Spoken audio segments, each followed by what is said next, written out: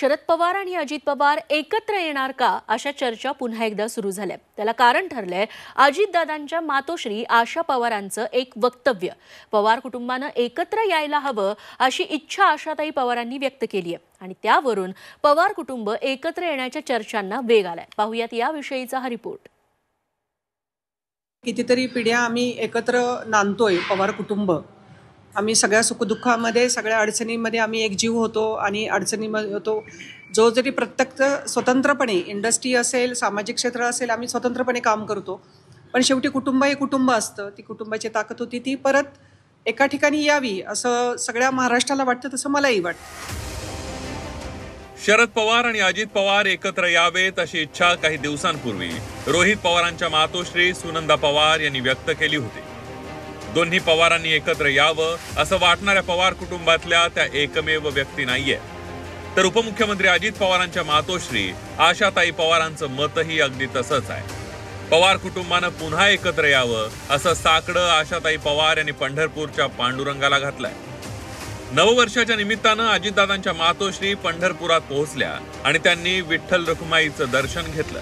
पवार कुटुंबीय एकत्र यावेत असं साकडं देवाला घातल्याचं आशाताई पवारांनी सांगितलं। घरातले सगळे वाद संपू दे देवाला सांगितलं, पांडुरंगाला दाराच्या मागची सगळी जाऊ दे। आता या पद्धतीने सगळीकडनं संवाद सुरू व्हायला लागले। लवकरात लवकर या वर्षात व्हावं असं वाटतंय। शरद पवार आणि अजितदादा एकत्र यावे।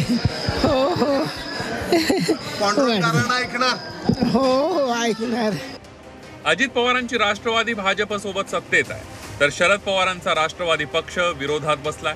मात्र हे दोन्ही पक्ष एकत्र आल्यास भाजपला काहीच आक्षेप नाही असं चित्र आहे। भाजप प्रदेशाध्यक्ष आणि मंत्री चंद्रशेखर बावनकुळे यांनी यावर भाष्य केलंय।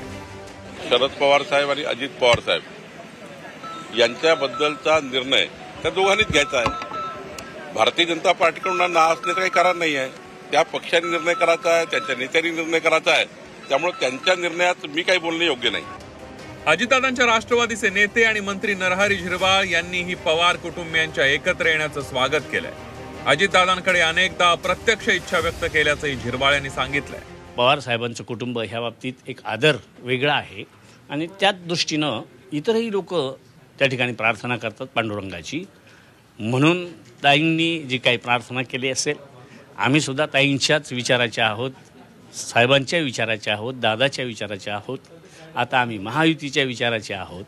तर निश्चित आमची विनंती राहील का राजकारण हे काही मर्यादेपर्यंत केलं असेल, आता एकत्र यावं आणि एक जनतेला दिलासा द्यावा। अजितदादांच्या बंडानंतर राष्ट्रवादी काँग्रेसची दोन शकलं झाली। राष्ट्रवादी सोबत पवार कुटुंबातही दुफळी निर्माण झाली। लोकसभा आणि विधानसभा निवडणुकीत दोन्ही बाजूने एकमेकांवर टीकेची झोड उठवली गेली। मात्र आता पुन्हा पवार कुटुंबियांच्या एकीच्या चर्चा सुरू झाल्या। पवार काका पुतण्यांचाही एकीकरणाला विरोध नाहीये, त्यामुळे येत्या काळात एकीकरणाची औपचारिकता पूर्ण होण्याची दाट शक्यता आहे। सचिन कसबेसह ब्युरो रिपोर्ट, झी 24 तास, मुंबई।